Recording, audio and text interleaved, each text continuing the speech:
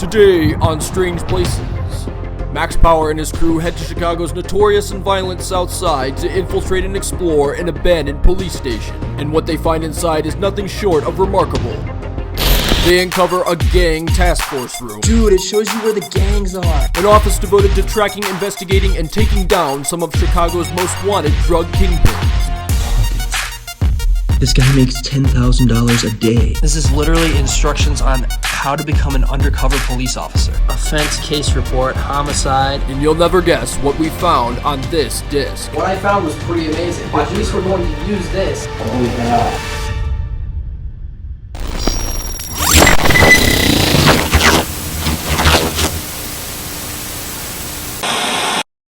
Hello. Welcome to Strange Places. When we go places, we wouldn't dare.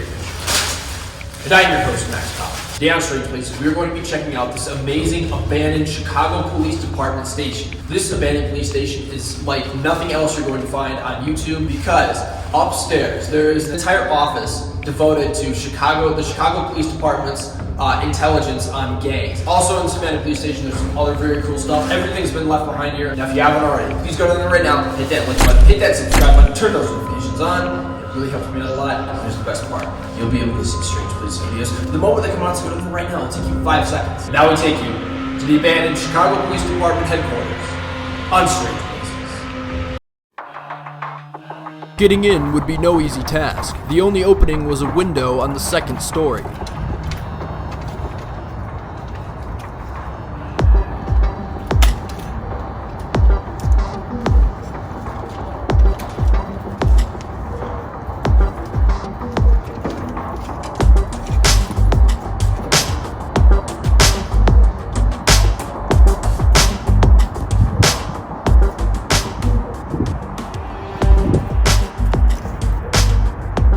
Bye.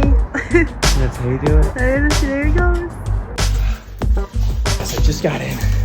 That was so sketchy. That was so stupid. But it worked. If it looks stupid and it works, it's not stupid. Just remember that. I'm gonna let Jose's shoot to kill in.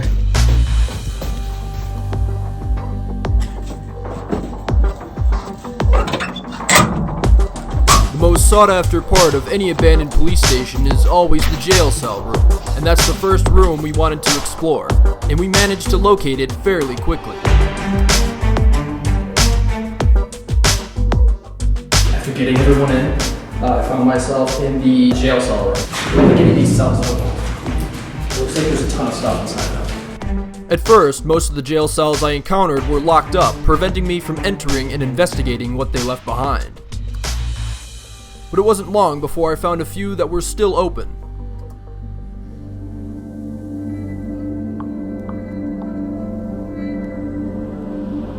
Surprisingly, the Chicago Police Department left many items behind. Official Chicago Police Department binders. This is still the cell room. It's just a different hallway. This is the largest cell I found so far. But it looks like it was made for a lot of people and there's only one toilet, so that kind of sucks.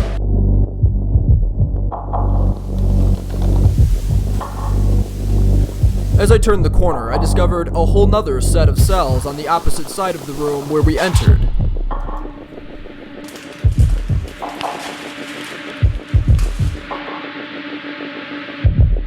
So I'm gonna go through this pile real quick, see if there's anything cool in it. Bad buildings. What can you do? July 1999. I might have to convert some of these into digital. Drug corner conspiracy. Cellular fraud? This very last cell, there's actually some interesting stuff. There's a whole bunch of boxes that are labeled gas mask, and it looks like they used to have gas masks. I don't think we're gonna find an actual gas mask, which kind of sucks. But I'm gonna open all of them, and hopefully they haven't all been taken out. Over the years, various explorers have removed the gas masks from the boxes. Ironically, the most expensive part of the gas mask is actually the filter, and many of those were left in the cases. So guys, that about does it for this jail cell room. I still have an entire police station to explore, believe it or not.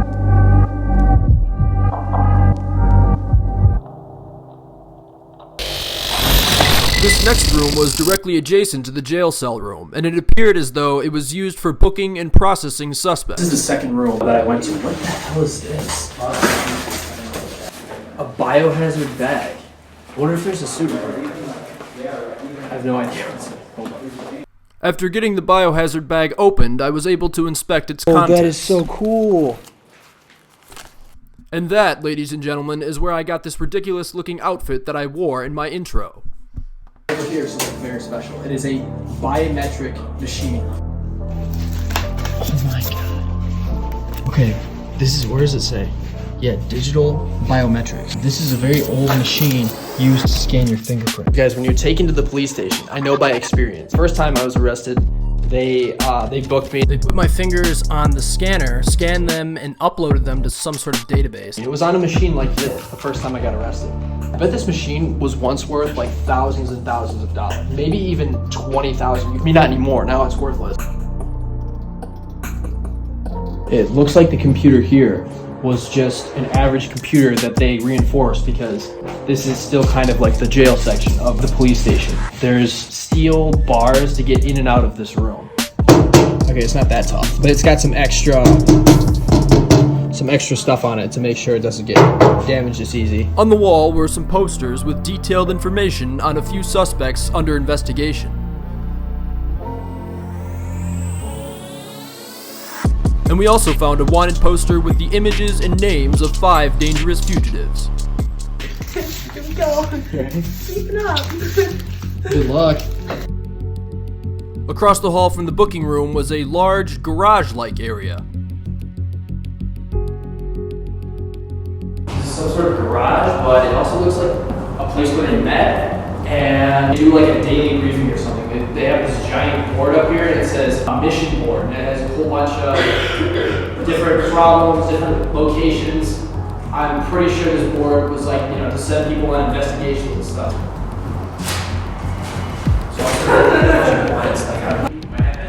It has their street names. This guy's name was Nard. I then proceeded down the hallway to the other end of the building. First level, there's just like a little hallway, and there are all these offices. But the offices, they don't have a lot of stuff in them.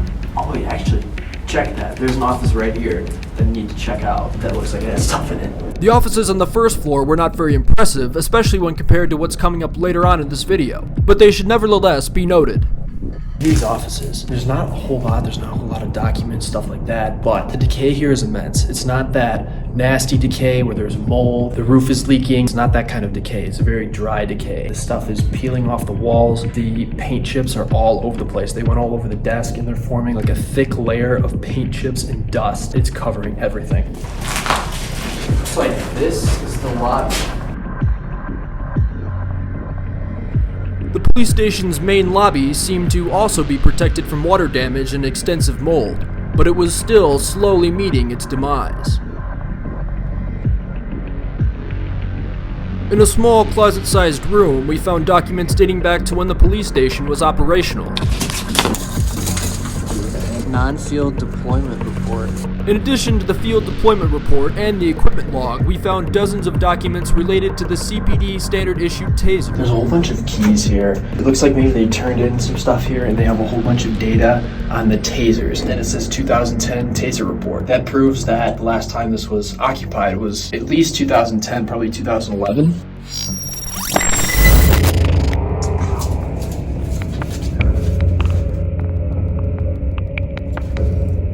Like the upstairs, many artifacts still laid undisturbed, slowly rotting away in the structure's back corners.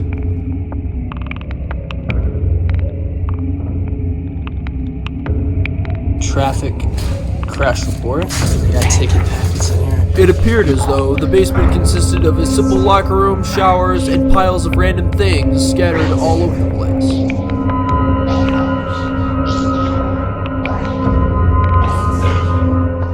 From the locker room, you can get into the room of death, and I call it the room of death because it is literally an entire electrical room with power still running to it, covered in water. I don't even feel safe standing here or even touching this. Then it was time to explore the upstairs, which consisted of many offices just like the first floor. The first offices I encountered were completely devoid of anything important or interesting. This looks like a boring room. But in the last office, I struck gold. The more I looked, the more I came to realize the significance of this room. These individuals even had FBI identification numbers. This boring ass looking office is the coolest part of the police station. And it's cool because of all the intel. There's intel on gangs, files on different people. There are maps that show you where the gangs are and who controls the gang territory. The calendar is from 2012. Oh, dude, it shows you where the gangs are. Oh, shit, that's dope. This unique map paints a picture of Chicago's dark underworld, controlled by various gangs throughout the city and its suburbs. This map is extremely detailed and shows what turf is controlled by which gang. This second map gives a broader view of the Chicagoland area and stretches west towards Chicago's southwest suburbs. That's something that the media doesn't report on for some reason. So when you hear of a random shooting in Chicago, they don't tell you what gangs are going after who, they don't tell you what territories they control or whatever. But on Strange Places, you will find out because this intelligence room for the Chicago Police Department is filled with all that information. These guys have some interesting stories. DJ is a member of the Young Money crew, a faction of the Stones. Young Money members are in conflict with the Woodlawn crew faction. This is the stuff they don't tell you on the news, like who's shooting who, basically. The news never tells us that shit. Ooh, the Gangster Disciples. Yeah, they're pretty big here. Another Young Money. They really wanted to come down on these Young Money guys. In this unassuming filing cabinet, I made some incredible finds. Homicide reports. This is where I found a file labeled Top 10.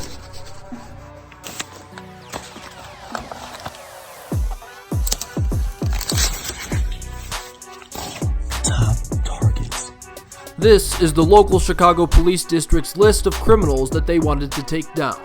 Remember, this police station was abandoned in 2012? So back then, this was all pretty secret information that they did not want people to know. Wait, what's wrong with this guy? Sells narcotics ranging from cannabis, crack cocaine, and heroin. Estimated, whoa, this guy makes $10,000 a day. This guy's a straight up thug. He makes 10 grand per day. That's crazy. I know drug dealing is bad, but that, I mean, come on. Like, you gotta respect the hustle. 10 grand a day, that's sick. So that's number one. This is number two. Narcotics. This is another drug dealer. Brown run a drug operation area 52 Harper Avenue. That guy looks pretty badass. I won't mess with him. Oh, this is Pint again. They really don't like this Pint guy. Pint had been referenced in numerous posters and documents throughout the station. Mickey Cobras. They had this guy under surveillance for a long time. Look, he is currently on parole. Reynolds sells drugs via cell phone and delivers them in a 1997 blue Ford Aerostar. They've been following this guy for a long ass time. That's insane. Has been implicated in a homicide. Titanic Stones. This person was the leader of his gang. And so was this next person. Faction in conflict with the Dirty Low Hobos. What the hell? So this is number 10. I don't know, it's just crazy that the police know about all this. Their days are basically numbered because, I mean, one day they're just gonna get arrested. The police are gonna be like, all right, we have enough on this guy. We're gonna come after them and arrest them. And these guys are walking around thinking, you know, they're fine. But the police are closing in on their ass. That's super scary for these guys. Not so much for me, because I am not a convicted felon yet. That's pretty cool. We also have these photos here. This looks like a police march. Gang enforcement unit. Oh, sick. Oh, you gotta be kidding me. General qualifications of an undercover officer. Good actor, ability to BS. What if I am ordered to use the drug? Have a story ready. I'm not a user, I'm in it to make money. Can't drive when I'm on the shit. If needed, walk away from the deal. Or you could just use the drug. Will you be armed? Personal preference? I think like 90% of people who are undercover officers want to be armed. That's some serious stuff. When things go bad. Brings unexpected or extra people, wants to see money, insists that you come alone, never enter a building. This is so cool. This is literally instructions on how to become an undercover police officer. Surveillance operations. Oh, this is dope. But now it was time to move on to the rest of the upstairs offices. Originally, I was going to quickly run through these offices, but fortunately I decided to take a closer look. You know what? I'm gonna take a look at one of the photos. pull something out, just randomly. General offense case report, homicide, woodlawn, sidewalk. There's like little stories in here too. I mean, they're just police reports. Call, shots fired. Wow, these are pretty cool. These are police reports, but who's this? Oh, this is just a random guy who got a disorderly conduct charge. So there's probably a whole bunch of files in here of just random people who got arrested for random stuff. This guy has a thick file. Wait, we gotta see what this guy did. Actually, this is once again our good friend, Pint. Total arrests 14, 2 felony, 11 misdemeanor. Oh my god. This is a trap house. In another file, there was a photo of a house that was most likely under police surveillance.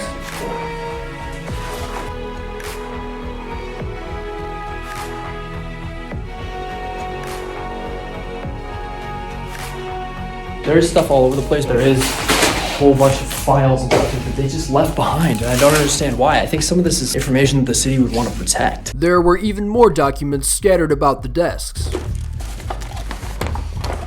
Oh, here's a file on some guy. This is from the 1990s. Then I came across this disc. I definitely needed to know what its contents were. What I did with that disc, I took my computer inside the police station, popped in the disc, and then I copied all the files onto my computer. So I went through those files I copied, and what I found was pretty amazing. It's security camera footage from an actual crime being committed. The police were going to use this security camera footage to prosecute all 3 or 4 of these guys committing the crime. People trying to break into this, actually they do break into the place and steal a whole bunch of stuff. It was all caught on camera. This is pretty interesting, so let's watch it real quick. Alright, they about to run it with this professional 3-man crew. This guy's walking around with a wrench or something, which doesn't look sketchy at all. This guy's the smart one of the group.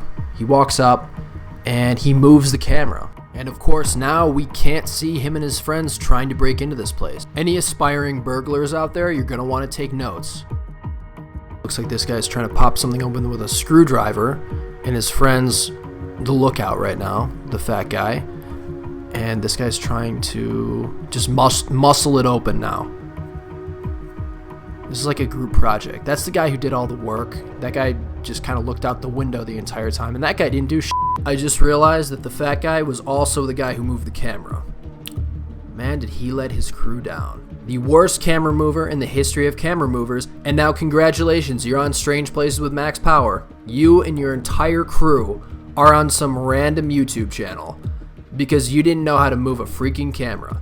And now, all my fans are gonna watch you steal 3 snowblowers. You know what? I was laughing at these guys, but these guys are actually freaking geniuses. They're stealing snowblowers in the middle of the summer. I mean, by the way they're dressed, it's gotta be summer. Who would steal a snowblower in the middle of summer? Like, it doesn't make any sense. Like, no one would do that. So, like, that's the perfect crime. Now let's get back to the end of this adventure. Yo, full cans of pepper spray.